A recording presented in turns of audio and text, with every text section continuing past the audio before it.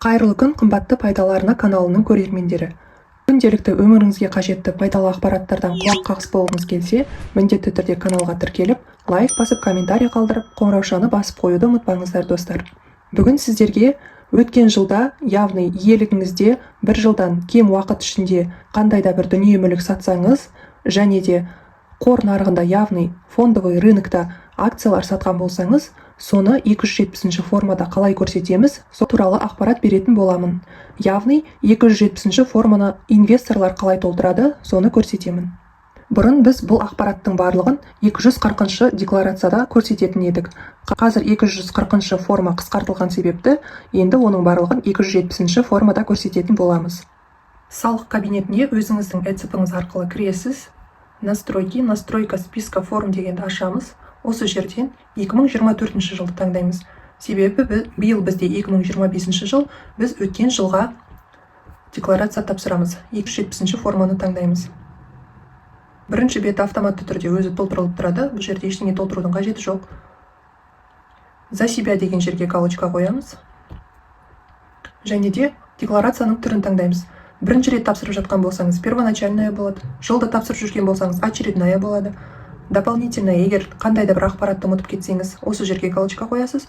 Және де дополнительная по уведомлению, егер де салық комитетінен сізге декларация тапсыру керектігі жөнінде уведомление келсе, онда осы жерге галочка қоясыз. Мен жылда тапсырып жүргендіктен очередная қоямын. Мемлекеттік қызметкерлер немесе басқа да жеке тұлғалар 270 форманы қалай толтыру керектігі туралы видео менің каналымда бар. Қосымша осы жерде ссылкасын қалдырамын. Егер сіз иелігіңізде бір жылдан кем уақытта үстінен пайда тауып сатқан мүлігіңіз болса, біріншіні таңдайсыз. Қалғаны сізге қатысы жоқ. Және де доход, подлежащий налогообложению физическим лицом, самостоятельно вычеты и корректировки деген жерді ашамыз. Осы жерде ең бірінші имущественный доход, яғни егер үйді сатқан болсаңыз, онда осы жерде көрсетесіз. Бірінші строка өзі автоматты түрде шығады. Мынаны біз толтырамыз. Мысалға 22 миллионға үйді алып, 26 миллионға сатсаңыз, осы жерде 4 миллион деп көрсетесіз. Енді астыға қарай түсеміз. Осы жерде H деген бар. Сумма исчисленного индивидуального подоходного налога. Яғни біз үйді сатқаннан 4 миллион теңге табыс пайда тапқан болсамыз, соның 10%-ын мемлекетке салық түрінде төлеу керекпіз. 4 миллионның 10%-ы бізде 400 мың теңге. Яғни осы жерге 400 мың деп жазамыз. К деген строкада, яғни мемлекетке неше теңге салық төлеу керектігі туралы автоматты түрде есептеліп шығады. Яғни біз 400 мың теңге салық төлеуіміз керек. Енді осы жерде Бин аппаратов Акимов городов районного значения деген жерді 3 точканы басып ашамыз. Осы жерде Нұра районы болса, Астана қаласы бойынша. Осылай тереміз.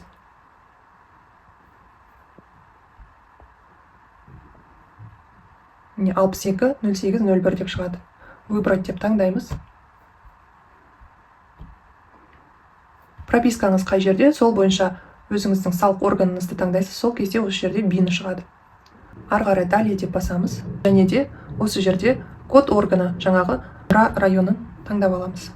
Екі жерге галочка қоямыз, және де үстіге қарай көтеріліп, осы жерден проверить заполнение дегенді басамыз. Ошибок нет деп шықты. Егер қате жоқ болса, онда астыға қарай түсеміз. Және де отправить в ОГД деп ECP-ымызды таңдап, бұл декларацияны біз салық комитетіне жібереміз. Окей деп декларацияны таңдап қол қойғаннан кейін уведомлениямызды көшіріп аламыз. Келесі, егер де қандай да бір бағалы қағаздар, акциялар, облигациялар сататын болсаңыз, онда мына жерде 4-5 сұрақты белгілейсіз. Яғни приобретали или получали или отчуждали ли вы имущество в течение отчетного календарного года, в том числе за пределами Республики Казахстан. Осы жерге галочка қоясыз. Мен саттым деп есептейік. Осы жерде добавить деген форманы басамыз, кнопканы. Вид имущества бұл жерде ценные бумаги болады.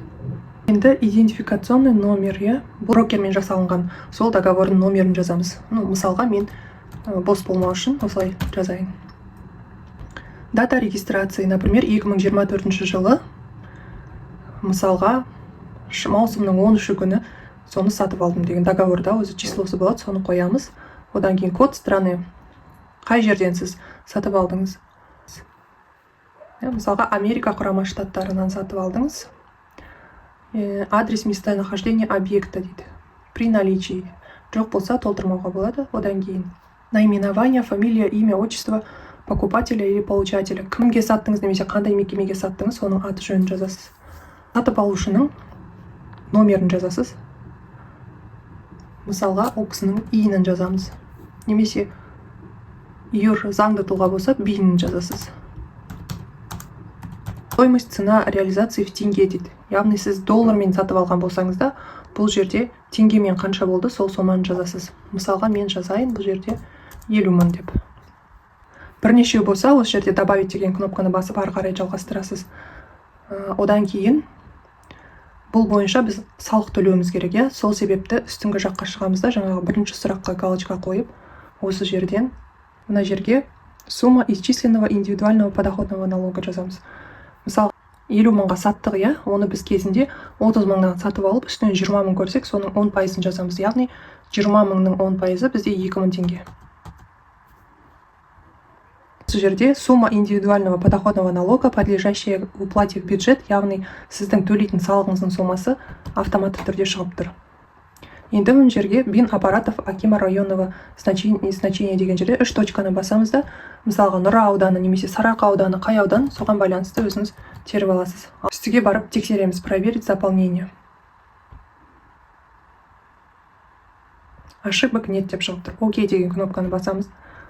Және тағы бір мәселе, егер де сіз бағалы қағаздарды, акцияларды, облигацияларды қазақстандық биржада сатып алу сатумен айналыссаңыз, онда ол үшін сіз налог төлемейсіз, налогтан босатыласыз. Шетелдік биржалардан сатып алынған және сатылған акциялар үшін сіз налог төлейсіз, және де оны декларацияда міндетті түрде көрсетуіңіз керек. Далее дегенді басамыз. Екі жерге галочка қоямыз да, отправить в ОГД деп рецептімізбен қол қоямыз. Егер ақпарат пайдалы болса, мен қуаныштымын. Арнаға тіркеліп, қоңыраушаны басып, лайк басып, комментарий қалдыруды ұмытпаңыздар, достар. Назарларыңызға көп рахмет.